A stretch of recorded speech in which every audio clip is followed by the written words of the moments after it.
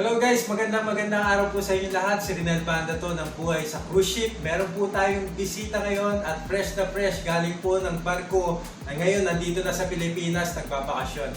Papakilala ko po sa inyo si Desha. Hi guys! Kamusta po kayo dyan? Ako nga pala si Desha Brillano. Galing ako sa MSC Seaside. Assistant waiter ako doon. At 7 months ako, first contract ko. Desha, paano ka nga pala nakapagsimula as an assistant waitress yan? Ano yung mga napagdaanan? Sir, actually nag-start yung pag-apply ko sa barko, yung napanood ko yung mga vlogs mo. Everyday ko siya pinapanood, then na-inspired ako kasi ang gaganda ng mga bansa na pupuntahan ko. Parang gusto ko siyang puntahan at ma-experience.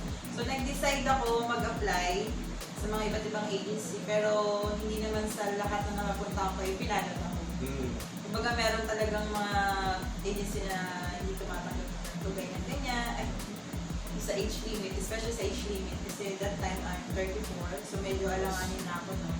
Pero meron ako napanood sa isang mga vlog mo na about sa age limit na hindi naman, yung iba agency hindi naman tumitingin sa mga gano'n. Basta may fit to work ka, tsaka may mga experience ka, pasok ka na. So hindi ako huminto sa pag-apply hanggang sa na swertehan naman ako sa MSC. Muling in-apply ako. Then, after nun, nagtuloy-tuloy na yun, nag-walk-in lang ako sa MSC, nagpakasakali lang ako. Actually, hapon ako nag-apply sa MSC, sir. Okay. Sobrang late na magpa 5 o'clock na. Nag-decide ako na magpasa lang ng resume. Tapos, hanggang sa nagulat ako na in-interview na pala ako ng personal doon. Ano yun? Parang initial interview na yun? Parang initial lang yun. Parang tinanong lang yung mga work experience ko. Then, sabi siya na babalik ako sa after 2 weeks for another interview. Ngayon ba, paano ba mag-apply dyan sa MSC? Through online ba o through walk-in? Feeling ko ngayon through online na siya, sir. Sobrang dami na kasi nag-apply. So, para ma-accommodate nila lahat ng mga applicants, through online na siya. Unlike before, walk-in lang talaga ako. Ako lang mag-isa nagpasa ng resume. At yun, nasgardiya naman. Basta tuloy-tuloy na siya. Tell me about naman dun sa working experience mo dati. Yung ba yung naging pasihan nila kung bakit ka na-hire? Actually, sir, nag-apply, nasa work ako ng Maydas as an F&B staff. Then, ang swerte ko lang kasi isa pala sa mga qualifications sa mga agencies, may work experience ka sa hotel. Okay. So, nag-advantage yun, sir, sa akin na nagaling ako ng hotel.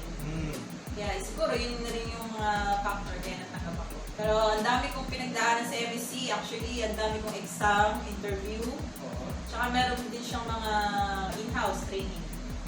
Kasama yun. Tsaka mga English test. Kasi once na kahit nakapasa ka sa interview, pag nabaksak mo naman yung English test, yung test din, parang baliwala din yung application mo. Ano ba yung English test na sinatawag? Hiwalay ba yan sa Marlins na sinasabi? Yes, hiwalay siya, sir. Hiwalay siya sa Marlins. Tapos, actually, inaral ko siya, sir. May mga vlog ka rin tukol kung paano mag-aral sa Marlins. So, inaral ko siya bago ako sumabak sa mga interview at sa mga exam. Talagang pinagandaan ko siya kasi ayoko talagang manghinayang, sir. Sa bawat moves na ginagawa ko, lagi akong ready. Kasi natuto ako sa mga past na agency na in-applyan ko. Parang every time na nafe-fail ka, natututo ka. Parang nati-challenge ka na, ito pala yung mga interview sa akin. So, pag hindi ko siya nasagot, inaaral ko siya baka kasi next time, yun naman itanong sa akin. So, naging prepared ako. Naging advantage sa akin yung mga agency na hindi nakatanggap sa akin. So, sabi mo nga kamo, galing ka sa Maydas Hotel? Maydas Hotel.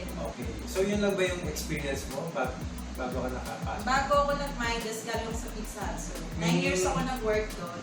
So, consider siya as dining restaurant. So, isa rin siya sa magandang qualification. Pero, feeling ko mas advantage talaga kung galing ka talaga ng hotel.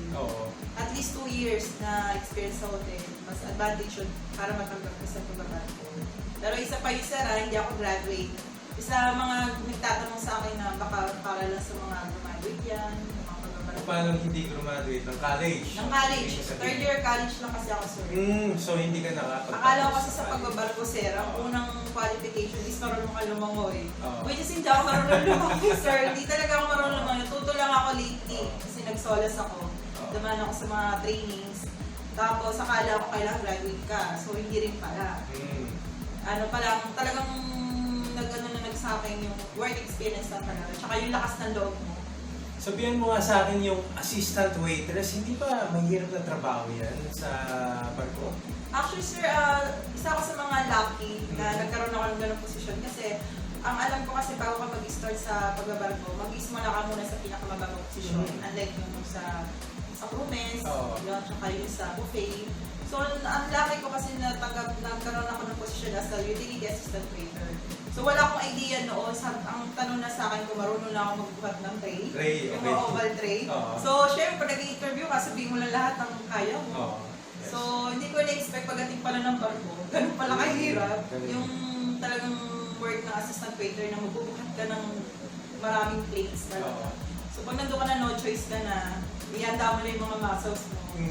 Pag nagbuhat ka talaga ng maraming orders. So, bali, ikaw yung parang runner ng waiter? Yes, runner ng waiter. Kapag may mga order, kasi ang waiter kasi sila yung nag-order date sa mga guests. So, wala kang gagawin kung hindi ko ano yung utos ng waiter sa'yo. Yun yung kukunin mong order, kung mag-a-assist sa mga drinks, gano'n. Kasi alam mo, Desha, galing din ako sa Costa as an assistant waiter. At maski nga ako, lalaki na ako, nahihirapan pa akong mag-trabaho dyan, magdiktit ng mga oval tray na yan. Tapos mga 14 plates pa yung... Pero may allowed naman sa amin, sir, kung sa mga babae, especially, mga 8 lang standard na plates. Pero kung wala ka ng choice, pag marami ng order, kukunin mo na lahat yung plate, yung mga order para lang... Kaya mo naman dali mo na para sa inyo na rin naman ang waiter mo yun, para mabilis yung para service save nyo. din yung time, di ba? Kaysa pabalik-balik. Pero dyan pa sa MSC, meron din kayong mga tipping dyan. Ay, yun. Medyo malaki yung tip sa, depende na rin sa sharing yun ng waiter yun. Kung may waiter kasi 50-50, tapos merong waiter na gusto, sige, sa'yo 30, sa'yo 70. So, depende. May commission pa kayo dyan sa mga beverage? Beverage sa mga drinks. Kapag nakabenta ka ng mga bote-bote, mga wine, yan, pagkanak sa mga drinks. Meron siyang commission. Makita mo na sa Facebook, pumapasok na yung commission mo. Doon sa Costa, nung nagtatrabaho ka sa assistant waiter, after ng service namin, kami rin yung nagmamap ng floor, naglilinis ng carpet. Ganon din ba sa inyo? Yes sir, ganon din. So, kumbaga, kung ano yung sinetup mo nung una, ikaw rin ikaw rin mag-iligpit, pero yung paghuhugas kasi, pwede mo siyang i-ano sa mga gali, tapos bibigyan mo na lang yung gali ng pera. Ng tip. Share mo na yun sa kanila ko yung commission nila para sa kanila. Parang less hassle na rin sa'yo. Malaki ba ang kaibahan na nagtatrabaho ka sa 𝗓𝗏𝗧 Hotel dito sa barko? Sobrang laki ng difference, sir. Kasi sa 𝗓𝗏𝗧 kasi, ang work ko doon, nag-serve lang ako ng drinks. Tapos nasa isang bar lang kami, hindi kami umaalis. Sa barko kasi, all around day. Iigutin mo talaga yung buong table nyo, ilan yung table nyo sa isang cruise. Magkano naman ang bigay yan sa MSC? Para sa mga kabayan nating nagtatrabaho sa mga cruise ship, may money transfer service na para sa inyo. A fast and easy way for seafarers to send money home with great exchange rate. Sa ibang money transfer, ang haba ng pila, ang mahal ng fees, ang bagal ng padala. Minsan ka na nga lang makakuha ng pahinga, pipila ka pa sa mga remittance kiosk. Sa Remitly, walang ganyanan. Napakadaling magpadala. Una, gamit ang smartphone o computer, mag-sign up sa website na ito. Pangalawa, i-upload mo lang ng ship ID at kopya ng passport. Pangatlo, piliin ang cruise ship company na pinagtatrabahuan at makakapagpadala ka na gamit ang iyong debit card. Ang padalang pera ay mande-deposit sa bank account o makukuha sa cash pickup location sa Pilipinas. Sa Remitly, may real-time status updates. Ite-text din ng Remitly ang reference number, delivery date, and time, diretso sa recipient nyo. Mag-Remitly ka na. Mabilis, maasahan, at maganda ang exchange rate. Magkano naman ang bigay yan sa MSC? Ang sa MSC kasi, utility is $1,000. $1,000. So, starting yun, then pag sa assistant waiter naman? 1,200. 1,200. Tapos sa waiter naman? Sa waiter mas malaki, depende. May 1,600, may 1,800. Depende sa tagal ng ano nila. Tapos, aside from nun, yung sa sahod yung yun, yung tip na... Tip then commission. Okay naman, compare naman yung sahod ko sa 𝗓𝗏𝗧. So, malaking difference. Anong expectation mo ng time na yun, nung kasasampa mo pa lang naman? Pagsampa ko, sir, actually, nagulat talaga ako. Hindi ko na-expect na gano'ng kahirap. Ibang-iba yung work experience ko sa Pilipinas kaysa pagdating ko doon sa abroad. So, nagkaroon ako dito ng time management. Kasi sa barko kasi ang working hours namin is 11 hours per day. Wow. At usually naman sa lahat ng barko walang off. So, depende na lang nagkaka-off kami kapag meron kami mga na-achieve. Yes. May Mga pa-lunch off may pa mga yan, pa-lunch off kami pag meron kami nag-go maganda. Tapos may mga na-achieve kami, ng mga awards. So, meron kaming ganon. Pero usually, 11 hours per day. So, meron kami shifting. Minsan nakahati kami breakfast, lunch, and dinner. Pag may bakante akong time, mga break time namin 3 hours, andun na yung papasok kung lalabas ka ba, or kung matutulog ka, or maglalaba ka. So, ang dami mong isa-sacrifice. Especially sa pagtulog, sir. Sobrang nag-adjust ako sa pagtulog. Dahil dito nakakatulog ako ng 8 hours, minsan nakaka-10 hours pa. Sa pagbabarko, guys, ako na nagsasabi sa inyo, minsan ang kong oras ng 4 hours. Wow, grabe. Kasi ang dami kung mag-out ako ng 11, for example, ano pa yung gusto mong pahinga ka, isipin mo yung uniform mo, yung pa-plancha mo pa yung uniform mo, tapos mag-release ka pa ng kabina, maraming gano'n. Kasi meron kami mga cabin inspection. So kapag may cabin inspection, din yung general cleaning ko yung kabina mo. So time management, napaka-importante. Tsaka kung gusto mong matulog, pwede naman, pero kung gusto mong lumabas, depende naman. So nasa iyo na yun, no? Nasa iyo na yun. Pipiliin mo. Kung anong pipiliin mo. Pero once na, nung bago kasi ako, sir, sobrang sabik na sabik ako. Sa mga port, pag dumadaan na yung barko namin, nandiyan yung kahit wala akong tulog. Lalabas talaga ako, mag-video ako, mag-picture ako, bibili ako ng mga magnet. Kasi marami akong collection ng magnet. Yun yung nakakatuwa. Nawawala yung pagod ko, sir, kapag nakakalabas ako. Siyempre, parang yun yung pinaka-reward mo eh, no? Sa sarili mo. Tsaka yung advantage ng pag-i seafarers, nakaka-travel ka for free. Pero once na napunta mo na lahat ng port nyo, pwede ka nang ulit patulog. Papahinga ka na. Papahinga ka na, napuntahan mo na siya. Depende din kung may bago ulit kayo lugar na pupuntahan. So napaka-importante talaga yung time management pag nasa barko ka. Meron pa bang may advice sa mga aspiring seafarers yan na nakikinig ngayon? Advice ko lang sa inyo, nag-start din ako katulad nyo na blanco lahat. Kapag wala akong idea sa pagbabarko, hanggang sa na-inspired na ako sa vlog nila Sir Rinell.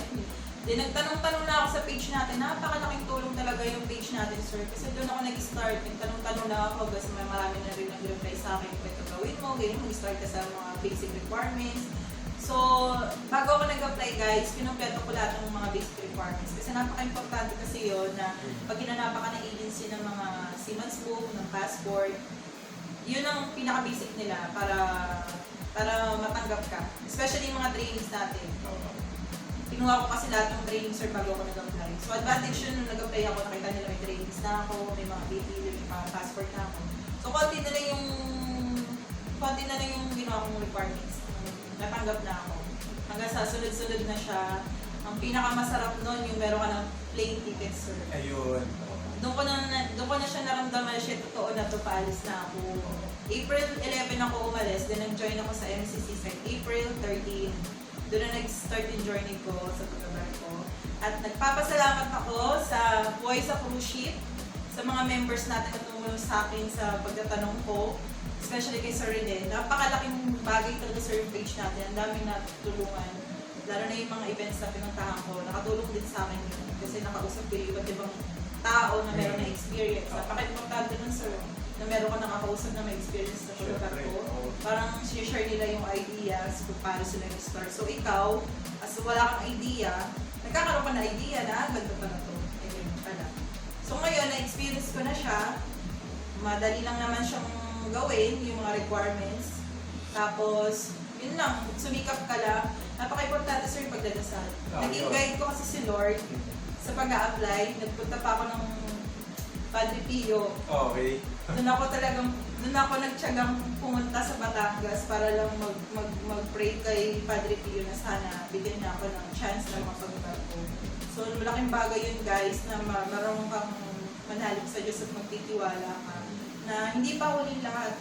Kumbaga, sububok ako na marami akong mga failed na interviews, mga in-applyan ko. Feeling ko yung susuko na ako dahil lahat ng ABC na-applyan ko, lagi na lang ako na-fail sa interview ko. Pero guys, huwag kayong sumuko. Try lang kayo ng try hanggang sa makamit nyo yung gusto gusto niyo sa buhay. Naku, maraming salamat sa iyo, Desha. At marami na naman may inspire dito sa video na ito. At makakatulong na naman tong video na ito para mapagpatuloy nila ang kanilang pangarap na makapagbarko. Yeah, personal din ako nagpapasalamat sa iyo, sir. Dahil isa ka sa mga naging inspirasyon mo sa pagbabarko, sa mga vlogs mo. Tsaka tinulungan mo ako sa Jensen whenever. Yes. Tingnan ako siguro sa principal, pero nag-try pa rin ako na nag-try. Kahit mag-isa lang ako, sir, nag-walking, talagang sinikap ko kahit wala akong kasama. At meron nga pala akong regalo para sa iyo. Wow! Ha? Ika ka. Wow! Sir, bilang. Proud member ng buhay sa Kaya, proud member. Wow, napagod ko si sir. Thank you, Sako. Ako naman, sir, kasama ko naman, sir. Alam mo Nakakaya naman yan.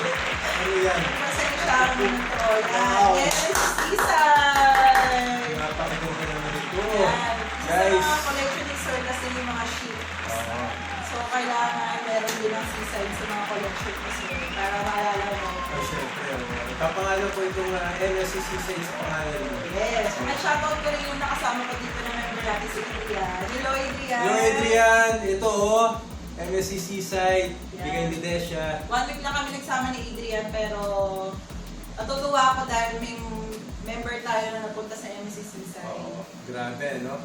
Adrian, ikaw naman ang susunod na interviewin ko dito, ha? Huwag mo rin kalimutan, dalan ako ng ganito. Souvenir ko yan kay Sir Rinell. Maraming salamat, Desha. Sir, salamat din sa suotin ko to. Alright guys, magkita-kita po ulit tayo sa susunod na episode ng Buhay sa Cruise Ship!